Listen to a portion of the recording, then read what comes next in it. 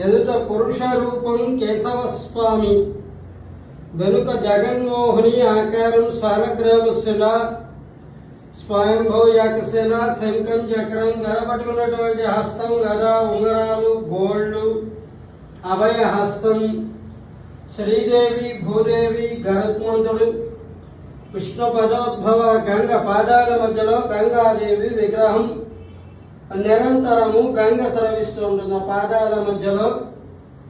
దశావతారాల మధ్య కూర్మ, వరాహ, నరసింహ, వామన, పరశురామ, రామ, బలరామ, బుద్ధ, కలికి అవతారం, తొమ్ముర నారదులు, కిన్నర కింపురుషులు, రంభ, ఊర్వశి, ఆది శేషు పడగబెట్టినట్లుగా ఎదుట కేశవస్వామి. చామంతిపు పుష్పం కురలో నైపుణ్యత, దండ కడియారు, కచ్చాపోస్ చీర కట్టుకున్నారు, పుట్టమచ్చ తెల్లగా పొడవుగా ఉంది.